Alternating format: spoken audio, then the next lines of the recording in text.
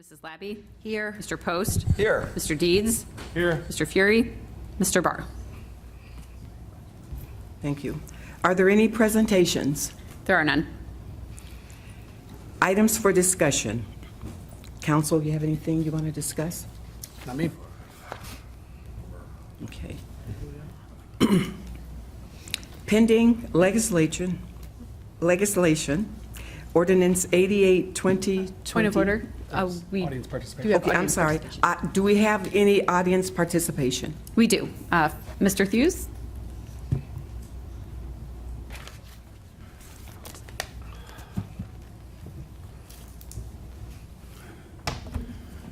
Good evening, everyone. Bob Thews, 2229 Demi Drive in the Meadowood Plan. Got a question. Can someone tell me if Keith Folks has been told to stop enforcing zoning code, a bad zoning code, about fences? Oh, so I take that as a no. So if you as a group agree that it's okay to violate the law, then that's what you're saying. As a group, you agree to violate the law. You know that a bank robber kills someone when robbing the bank. The getaway driver is charged with murder as well. Okay, so you're no different than the getaway drivers. What is amazing is that you all showed up. I showed you all the book of info on zoning and told you I had the legal proof of Keith's violation. Not even one of you asked me to see this information. Does that mean that you trust that this information is wrong? I would hope not, since 95% of the information in this book is FOIA information from Twinsburg, and the other 5% is downloaded from state legal funds or sites. So, or maybe you just don't care. We care. Well, I tend to think you don't. And I think it's time that the residents of Twinsburg need to know, especially when they vote this fall, that you care less about their rights. Thank you very much. Mr. Thews, I have a question for you. Yes. Do you have a particular, I mean, you came, and no offense, but this is a very broad statement that you made and broad questions that you're asking us. You're not giving us any specifics, you're just asking for some very broad statements, or making some very broad statements. If you want to come and bring us something concrete that we could talk about and ask a concrete question versus a broad open-ended question, I don't think what you're asking of us is fair to give you a response. The broad statement I made was about fencing. That's how broad it was, that big, fencing. Okay, from that standpoint. It wasn't broad. Was it a and fence, it was tied to to your backyard, in my backyard, in the mayor's backyard, or read what your fence are you code, talking and your about? code will tell you the rules on fencing. And the rules on fencing in the UDC, which has never been approved, says that you have to take into easements. Easements don't take into things, are not important at all. I don't want to argue this, but there's a lot of rules on fencing. What rule are you talking about? You want me to show you the 1989 code on fencing? I think- And it says nothing about easements. I'm going to talk to you in the break. I would appreciate that. When I brought it up I'd to like you, to know that what was the you're talking reason. about versus just making a Okay, I statement. will show you exactly what was wrong. And this is not the first, you're not the first person to ask. I've tried to make several people aware of this.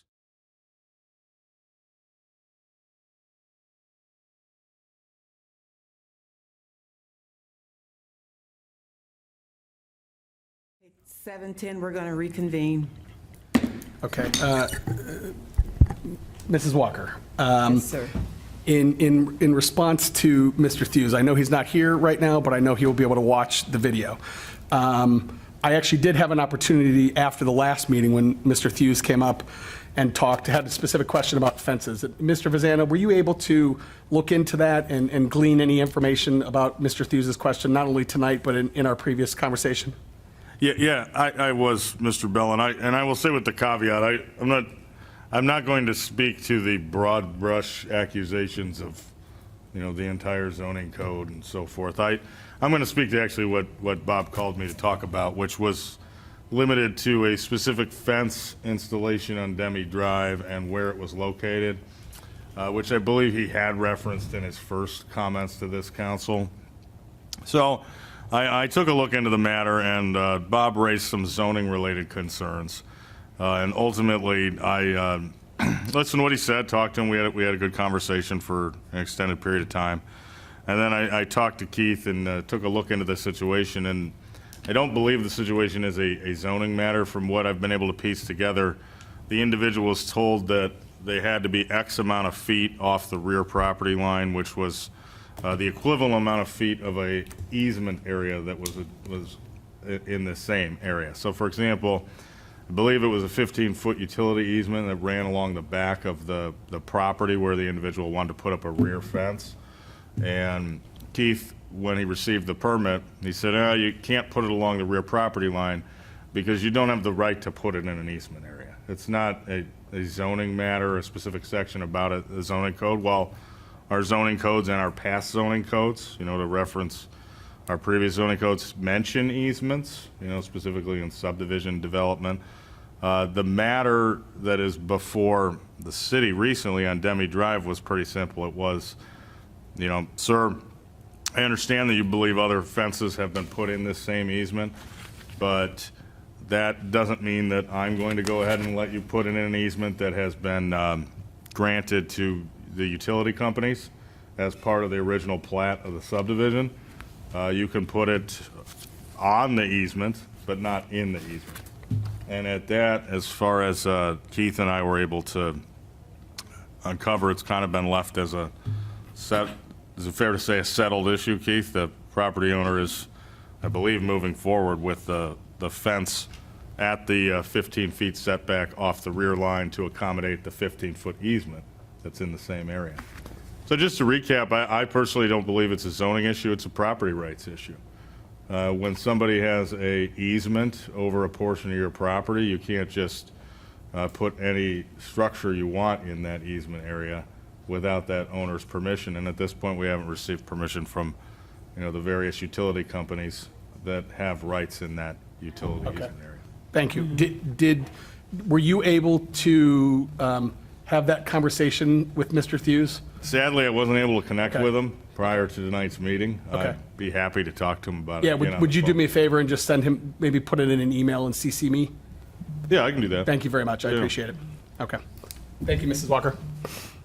You're welcome. Also, I'd like to add, I hope he's doing well. Yes. Okay, any other audience participation? There is none. Thank you. We're at pending legislation, Ordinance 88, 2023. This ordinance is to accept the tax amount and rate for the 2023 tax year. These taxes will be collected in 2024. The total millage is 3.0, which the county estimates to generate 2.19 million. This includes the 0.3 for the police pensions, 0.3 for fire pension, and the 2.4 mil for the police and fire levy fund. This will be on its second reading tonight. Does anyone have any questions or anything to add? Ordinance 89, 2023. This ordinance is for the advancement of local taxes from Summit County. This is annual legislation to authorize the request of advancement from the county for local taxes. This will also be on its second reading tonight. Any questions on Ordinance 89? Ordinance 92, 2023. This ordinance is a budget adjustment for the bank stabilization and sanitary repair project. This will also be on its second reading tonight. And is Mrs. Moore? I don't think she's in attendance. No, she's not here. Okay, all right.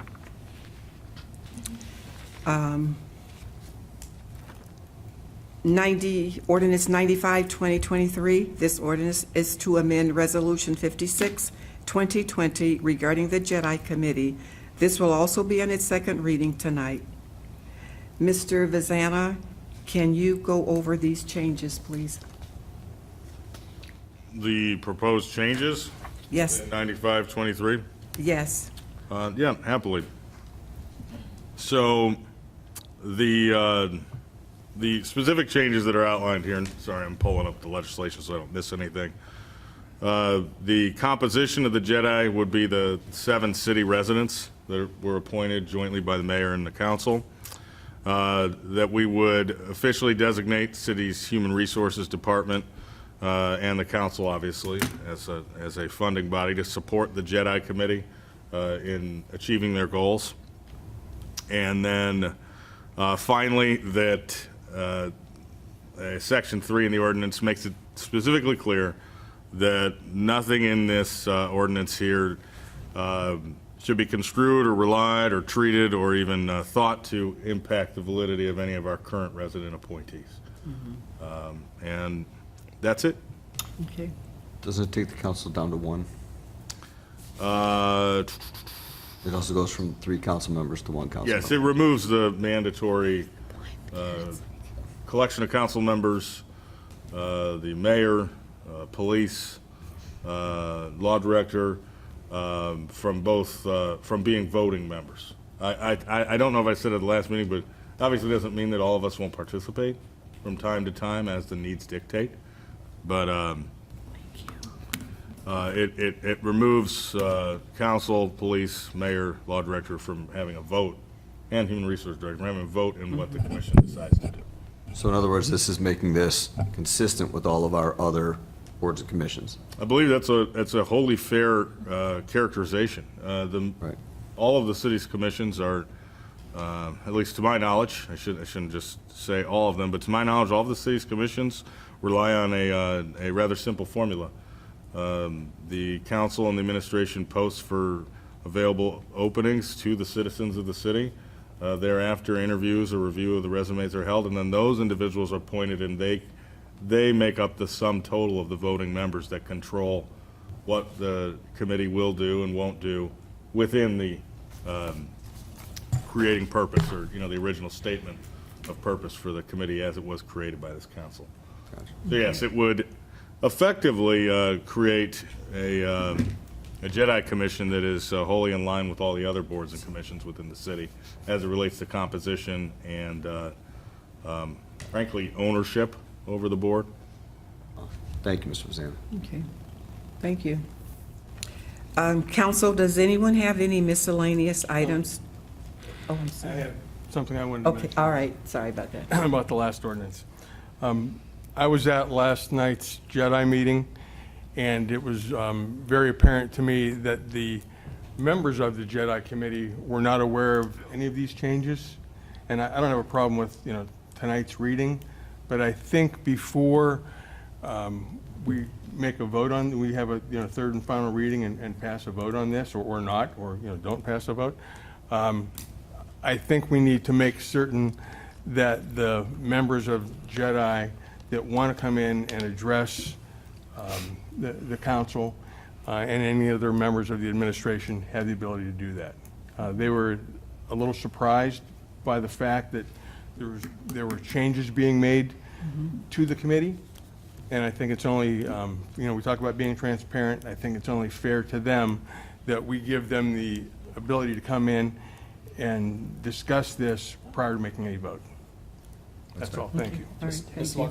Yes. go Yeah, ahead. yeah, I would agree with that. I mean, that's why we have 3 readings. These meetings are all open to the public. They're more than welcome to come and join us at our next meeting prior to that vote. I agree with you. Yeah. Okay. Any other comments?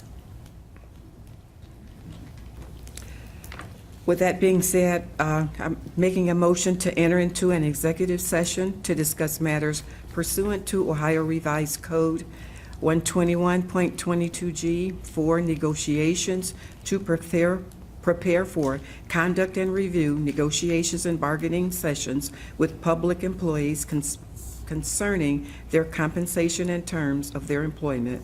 I'll second. May I have a second? I'll second. Okay, thank you. Shannon? Mrs. Walker? Yes. Mr. Bellin? Yes. Mr. Post? Yes. Mr. Deeds? Yes. Mrs. Labby? Yes.